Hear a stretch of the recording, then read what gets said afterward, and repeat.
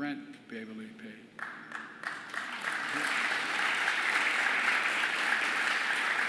Hundreds of first-time home buyers be able to make a down payment. You invested more in building and renovating affordable homes than almost any other part of the country, any state in the country.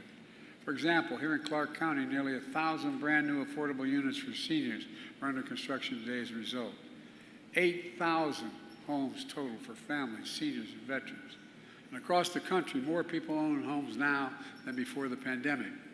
We're seeing fewer foreclosures than any time in decades, but we have a lot more to do. For too many people, the dream of having a good home still feels out of reach. I get it.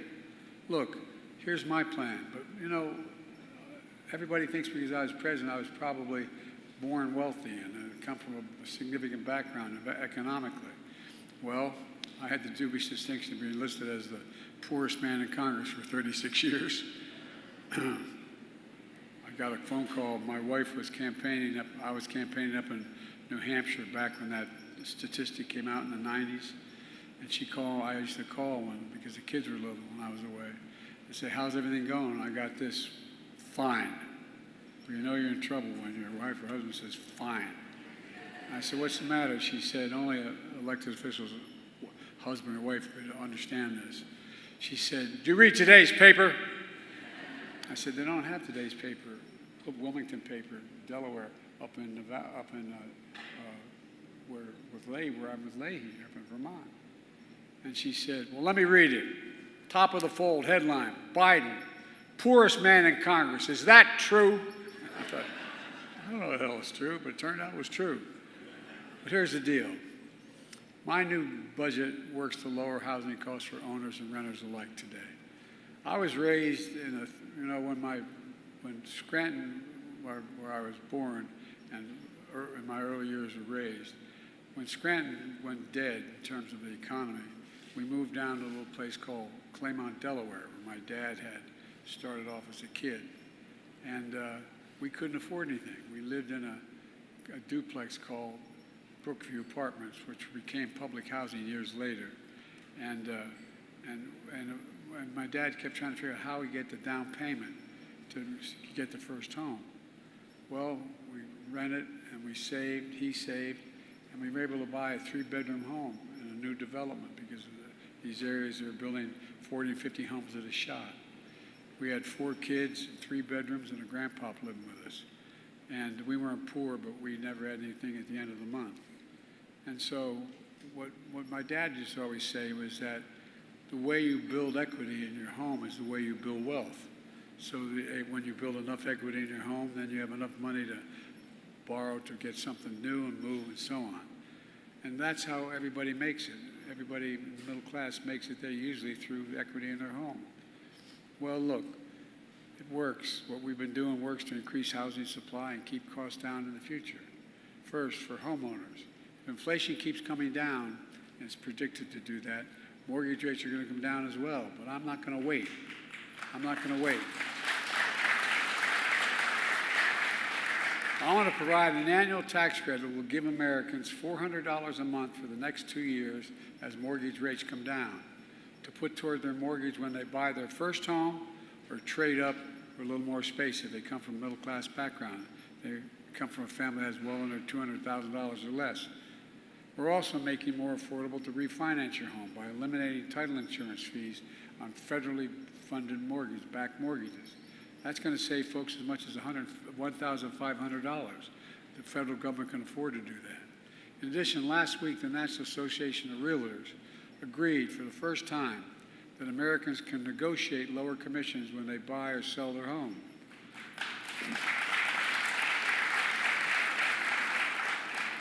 On a typical home purchase, that alone could save folks an average of $10,000 on the sale or purchase. I'm calling on realtors to follow through on lowering their commissions to protect home buyers. And folks, we're also working to end the legacy of discrimination on the basis of home valuations. It's exacerbated, as you know, it's exacerbated a racial wealth gap and held back black and brown families. And it's simply wrong.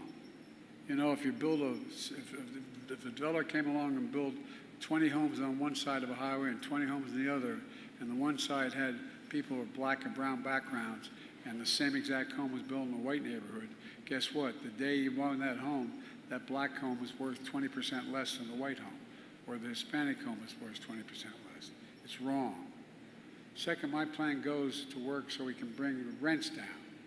My administration is cracking down on big corporations who break antitrust laws by price fixing to keep the rents up. That's how they work it out. Landlords should be competing to give folks the best deal, not conspiring to charge them more.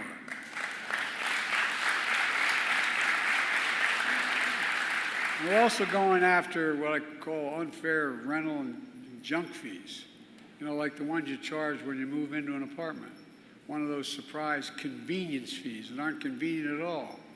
You can add up to hundreds of dollars. And so some of you have been stuck with that.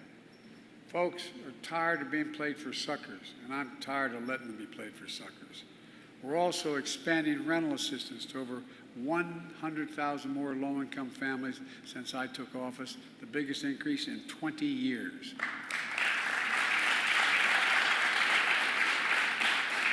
And my new plan would help hundreds of thousands more, including foster kids, as I mentioned earlier, aging out of foster care. So they have to move out, living on their own for the first time. It's also going to help thousands of veterans afford the rent, because no one should be homeless in America, especially someone who served this country. And folks, we know affordable housing has been a challenge for a long time.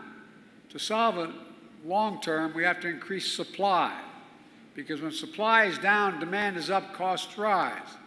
The bottom line to lower housing costs for good is to build, build, build. And that's why, with the help of your congressional delegation, I've cut red tape so more builders can get federal financing for the new projects. A record 1.7 million new housing units are under construction nationwide right now because of it. In fact, today my administration reported that single-family housing starts are the highest level they've been in nearly 2 years, and my new plan would create 2 million affordable homes, including tens of thousands right here in Nevada. You know, and we're doing this through what they call the neighborhood home tax credit to build or renovate affordable housing. And, you know, and we do it by expanding the bipartisan low income. It's called the low income, sorry with all these titles, but that's what these bills are. The low income housing tax credit to build affordable rental units, which supported by lenders, builders, families, and housing advocates alike. Look, my plan will also establish an innovative program to help communities build and renovate housing or convert housing from empty office spaces into housing, empty hotels into housing. My plan would provide $8 billion to fight homelessness and move people into homes and off the street. And I'll say it again. In the United States, no one should have to live in the street. No one. Folks, altogether, experts are calling these measures, quote, the most consequential housing plan in more than 50 years. But let me be clear. It's not only my plan, it's fully paid for. And while I'm paying for it, we're also reducing the federal debt at the same time. You know, the Republicans talk about, you know, big tax and Democrats. Give me a break. Come on. I've already cut the federal deficit by $1 trillion since I took office. The last guy increased the deficit by a larger margin than any president in American history in the 4 years he was president. I signed the bipartisan budget deal to cut another $1 trillion in the next decade. For example, because of the law I signed, finally, Big Pharma, the pharmaceutical companies, and we finally beat them, giving Medicare the power to negotiate the prescription drug prices they pay for seniors like they do at the Veterans Administration. The VA says, I need this for veterans, but I'm not going to pay you more than this for this amount of money. Well, it doesn't just save seniors money, it's already saving taxpayers money.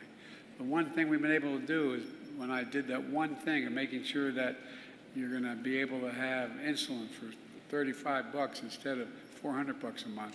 Well, guess what? That cut the deficit by $160 billion. $160 billion. And there's a reason for it. Not only saves seniors a lot of money, and when I first wrote it, it included everybody. The Republicans knocked out everybody and left the seniors in. They couldn't lose that one. But here's the deal.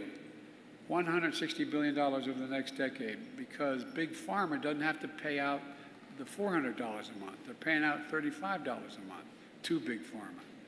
My plan would double the number of drugs able to be negotiated to save another $200 billion a year. This bill has already been passed. Here's the deal, folks. You know, right now, we cut the deficit by even more by making the very wealthy begin to pay their fair share. But here's the deal. If you're going to deal with Medicare and you want to make sure you're going to be able to save money, well, guess what? Many of you know seniors who have cancer drugs that cost up to $35,000, $15,000 a year, $12,000, $15,000 with all their other costs. Well, guess what? Already passed a law beginning in 2024, January 2025. No matter what the total cost of prescription drug costs for a senior are, they will not have to pay more than $2,000, period. $2,000.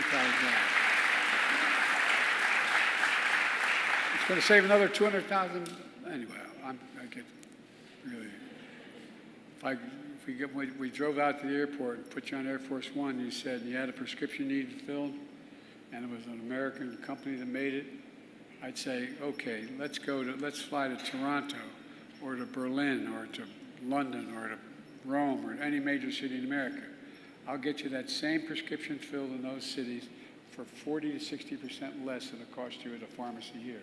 It's wrong. But look, I'm a capitalist. If you want to make $1 billion, great. Just begin to pay your fair share in taxes.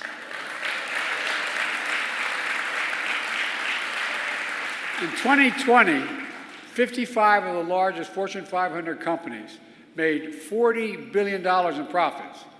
They paid zero in federal taxes. Not anymore.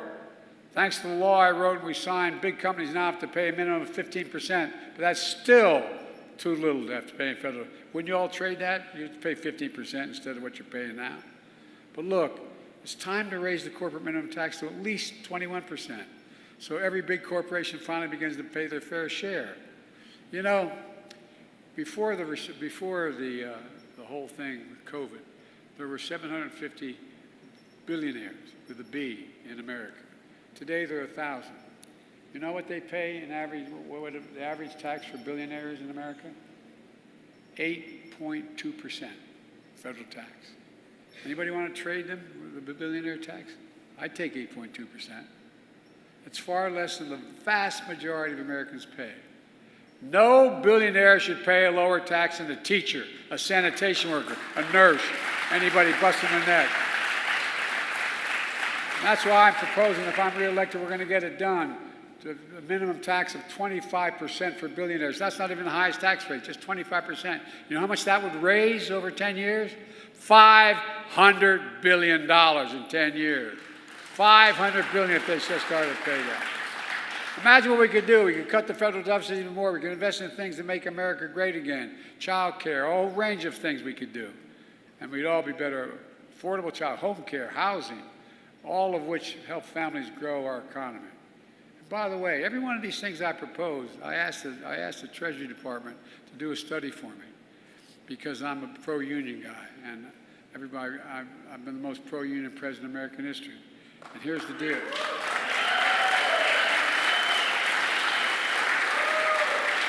And people say, well, that costs a lot of money. It saves money. The study they've done points out that union labor and contracts raise everybody's income. Everybody's income. And they have the best in the world besides. Like I said, when I got that $350 billion invested for computer chips, I was with Samsung in South Korea, convincing them to come here. I said, why would you come here? He said, you have the best workers in the world, and my safest investment is in America. Folks, there's so much we could do. But my predecessor has a totally different view when it comes to fair taxes. He said, and he said this to his friends in Mar-a-Lago, quote, it's on the record, I know plenty of you, this is his quote, you're rich as hell, and we're going to give you tax cuts. That's what he says out loud. When the president enacted a $2 trillion tax cut that overwhelmingly benefits the very wealthy and biggest corporations, He exploded the federal deficit, as I said. He added more to the national debt than any president has in one term in all of American history. And he wants to do it again. He's committed to another $2 trillion tax cut for the wealthy and biggest corporations. He also proposed cutting funds for affordable housing, not building them, cutting the funds for them. Folks at home, does anybody really think the tax code is fair? I don't know. You don't really think the wealthy and big corporations need another $2 trillion tax cut, do you? Well, they're doing pretty well. I sure in hell don't. Look, I'm going to keep fighting like the devil to make sure the wealthy pay their fair share, to make the tax system fair. And under my plan, to make sure I wasn't able to be at the other end of his demagoguery, I made a commitment when I got elected, and I've kept it. No one earning less than $400,000 a year, which is a lot of money where I come from, will pay an additional penny in federal tax. Not one single penny. Not one penny. But everybody else is going to start paying their fair share. Let me close with this. As I travel the country, folks often tell me how back in 2020, they were down. They lost their business. They lost faith in the system. But then, the laws we passed, the work we've done together, got them back on their feet. We created 15 million new jobs in 3 years, more than any administration has in history. We're keeping millions of people in their homes. We're creating a new cycle of hope and pride. Pride in your hometowns, making a comeback. Pride in America. Pride in knowing you can get big things done if we work together. I've never been more, we have a lot more to do. A lot more to do. The reason this election is so important is not about me, it's about the future. It's about the future. He wants to undo every single thing we've done if he gets elected. He stated it straight up. But there's so much more to keep and to do. I've never been more optimistic about our future. You just have to remember who in hell we are. We're the United States of America. There is nothing, think about it, nothing beyond our capacity when we work together. We're the only nation in the world that's come out of every crisis stronger than we went in, every time when we work together. And with your help, we're going to get people working together in a way they haven't for decades. So ladies and gentlemen, God bless you, and may God protect our troops. Let's get this done.